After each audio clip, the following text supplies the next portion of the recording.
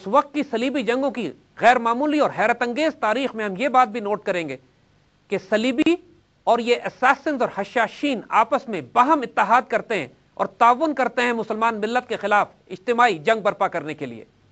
कई मकामात ऐसे भी आते हैं कि जब असैसिन्स और क्रूसेडर्स आपस में टकराते भी हैं, लेकिन ज्यादातर एक दूसरे के एलाइज के तौर पर काम करते हैं, जबकि जाहिर में इन्होंने दुश्मन होने का एक लबादा ओढ़ा हुआ था।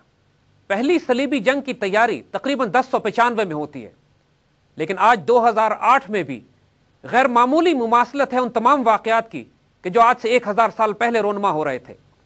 आज भी मजहबी जोश और जुनून की बुनियाद पर मुसलमान ममालिक पर सलीबी हमला कर रहे हैं। दूसरी तरफ खुद मुसलमानों की सफ़ों में उन्होंने ऐसे दहशतगर्द ग्रोह तैयार कर दिए हैं कि जो मुसलमानों को अंदर से कमजोर कर रहे हैं।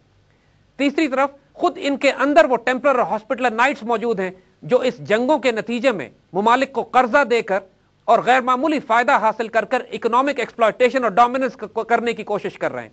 और साथ साथ इन तमाम जंगों का मकसद मशरक़ वस्ता में इसराइल को तहफ़्फ़ुज़ देना और उस ग्रेटर इसराइली रियासत के क़याम को वसअत देना है कि जिसको कायम करने की कोशिश इन्होंने 1000 साल पहले भी की थी। तमाम वो वाक़यात जो 1000 साल पहले रोनमा हो चुके हैं, वो आज बजाते खुद बिल्कुल उसी तरह रोनमा हो रहे हैं जिस तरह तारीख ने इनको पहले देखा था। देखिए, वाक़यात बदले हैं, ज़माना बदला है, टेक्नोलॉजी बदल गई है, इंसान जहनियत, फिक्र, सोच वही है। उस ज़माने में भी मुसलमान मिल्लत बाहम दस्तो गिरेबां थी, तफरकों में बटी हुई थी, फ़िरका बंदी थी, कोई शिराजा बंदी करने वाला नहीं था, कोई सियासी लीडरशिप ऐसी नहीं थी जो मुसलमानों को मुत्तहिद कर सकती। उस वक्त भी मुसलमानों की हिफाजत करने के लिए फौजी क़यादत आई, मिलिट्री जनरल्स, कमांडर्स और वो तमाम वॉरलॉर्ड्स कि जिन्होंने अपनी अपनी सल्तनतें बनाई हुई थी, लेकिन अल्लाह ने उनके वजूद में ईमान, दीन की मोहब्बत, गैरत, हमियत कूट कूट कर भरी हुई थी और एक तरतीब से मुजाहिदीन नस्ल दर नस्ल आते रहे कि जो उम्मत मुस्लिमा की हिफाजत करते रहे।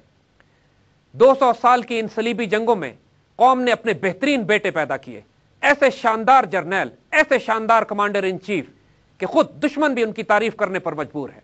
सबसे पहले जो सलीबी फौज कुस्तुनतुनिया पार करके मशरकी हिस्से पे पहुंची, उसकी क़यादत खुद वो राहिब पीटर दी हर्मिट कर रहा था और इसकी फौज तकरीबन 40,000 अवामुन्नास पर मुश्तमिल थी। ये बाकायदा फौजी नहीं थे, वो शहरी थे कि जिनको भड़का कर जंग के लिए आमादा कर दिया गया था और बगैर तरबियत, बगैर हथियारों के ये सिर्फ एक जमे गफीर था जिसने मशरकी साहिल पर अपना मरकज बनाया।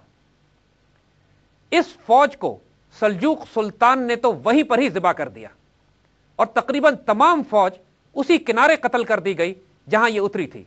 पीटर द हर्मिट बड़ी मुश्किल से जान बचाकर वापस कुस्तुनतुनिया जा चुका। 1095 में पहली सलीबी जंग का आगाज ही ईसाइयों के लिए बदशगुनी से होता है।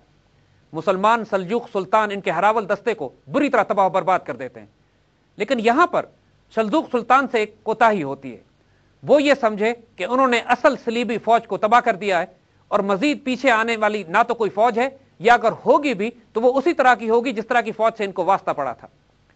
उनको यह अंदाजा नहीं हुआ कि पीछे बाकायदा फौजें आ रही हैं कि जिसकी क़यादत यूरोपियन बादशाह खुद कर रहे हैं। मुसलमानों में सियासी क़यादत के कमज़ोर होने और किसी मजबूत जंगी क़यादत के ना होने की वजह से अभी तक उस खतरे का एहसास ही नहीं किया गया जो अब एक बहुत बड़ी आंधी और तूफान की शक्ल में पूरे यूरोप से होता हुआ कुस्तुनतुनिया के रस्ते बैतुल मक़दस शरीफ की तरफ बढ़ रहा था। सलीबी फौजें बहुत भारी तादाद में कुस्तुनतुनिया से आज के तुर्की में दाखिल हुई और वहां से होती भी शाम के साहिल के पास से सीधा बैतुल मक़दस पहुंची और बैतुल मक़दस पर कब्जा कर लिया। इसके बाद जो कुछ बैतुल मक़दस शरीफ में होता है वो तारीख की इतनी दहशतनाक दास्तान है कि खुद यूरोपी मौर्रख भी इसको बयान करते हुए शर्मिंदा हो जाते हैं। 1 लाख मुसलमान एक हफ्ते में बैतुल मक़दस शरीफ के अंदर ज़िबा किए गए। सिर्फ मस्जिद अक्सा में 10,000 से ज्यादा मुसलमानों के टुकड़े किए गए। जब पोप को इस फतह की खबर दी गई तो खत में यह लिखा गया कि मुसलमानों का खून घोड़ों के घुटनों तक आया हुआ है।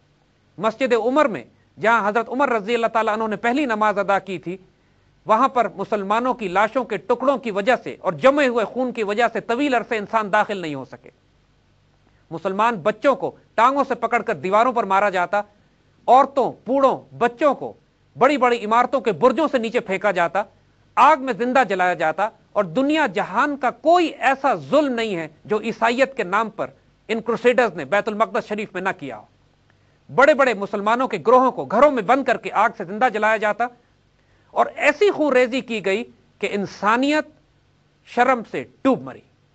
بیت المقدس شریف کے ہاتھ سے نکلنے کی وجہ سے پورے امت مسلمہ میں غم و غصے کی ایک شدید لہر پیدا ہو جاتی ہے۔ مسلمان شرم اور غیرت سے بیدار ہونے کی کوشش کرتے ہیں، اور اب ان کو اصل احساس ہونا شروع ہوتا ہے کہ عیسائی خطرہ ان کے گھروں کے اندر داخل ہو چکا ہے۔ تواتر سے مجاہدین کی ایک کھیپ پیدا ہوتی ہے۔ مودود، عماد الدین زنگی، نور الدین زنگی، اسد الدین شیرکو، اور آخر میں سلطان صلاح الدین ایوبی، یہ مجاہدین امت مسلمہ کی آبرو کے محافظ بھی ہوتے ہیں، اور کروسیڈنگ عیسائیوں کے لیے موت اور دہشت کا سامان بھی۔ انشاءاللہ ان پر آئندہ بات